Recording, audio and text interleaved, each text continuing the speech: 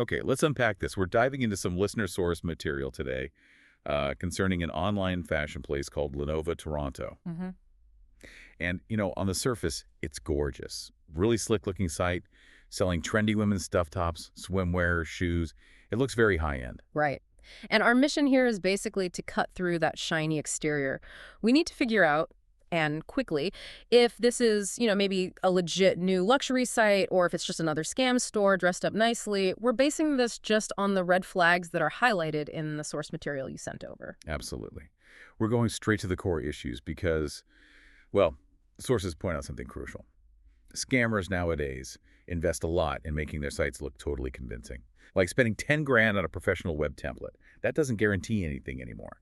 So first thing we looked at, the first sort of thread we pulled, is what we're calling the identity deficit. You go looking for an About Us page, some kind of story, and there's basically nothing. It's almost blank. Yeah, exactly. A real company, especially one trying to sell premium fashion, they tell you who they are, their mission, something. Yeah. Here, just products. It feels like a storefront with no one actually behind the counter.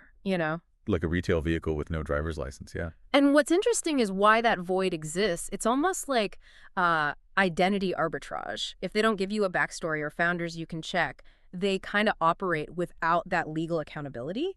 And that lack of history, it ties right into the technical stuff. Website records show the domain, lenovotoronto.com. It's flagged as relatively new. Okay.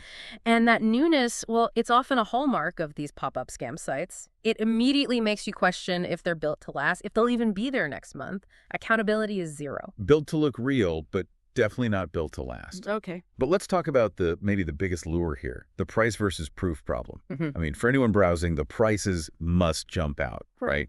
The source flags items that look too good to be true, like dresses that might normally sell for, say, $150 elsewhere, are suddenly listed for $39 or $45. Right. That's just classic scam bait, isn't it? Designed purely to pull in buyers looking for a deal. It is the bait, absolutely. But the sources, interestingly, they seem to focus more on the lack of proof than just the low price. Because, well, if they understand the psychology, the low price gets your attention, it's the magnet. Right. But the absence of any external validation, that's what really confirms the deception. Think about it. If a store was genuinely selling tons of items at these crazy low prices, There'd be buzz, people talking about it. it's like you'd expect chatter online, Google reviews, tagged photos on Instagram, forums, something, independent reviews. But for Lenovo Toronto, the source material says there's little to no presence outside its own website. Silence. A popular store makes noise. This one is just silent, and that's deeply suspicious. Okay, which leads us straight to maybe the final nail in the coffin here, the contact black hole. Or, the transparency failure. You try to find out how to contact them properly. Mm-hmm. You go to the contact page. What do you get? An email address. Just an email address. That's it. Yeah.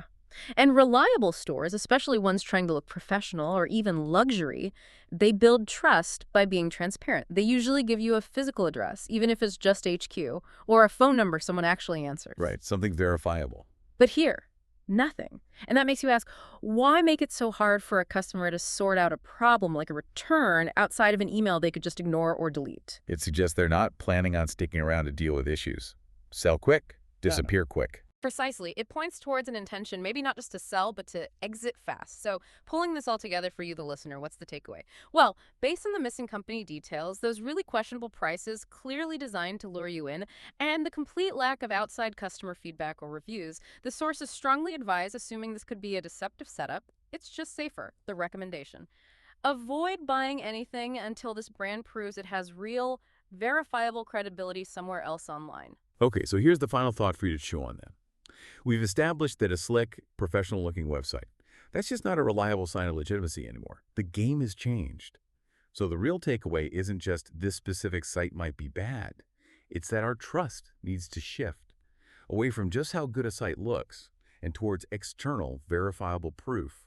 So how can you, as a shopper, make that simple check looking for a physical address, searching for independent reviews the absolute first thing you do, before you even get tempted by the photos or the prices on any unfamiliar online store?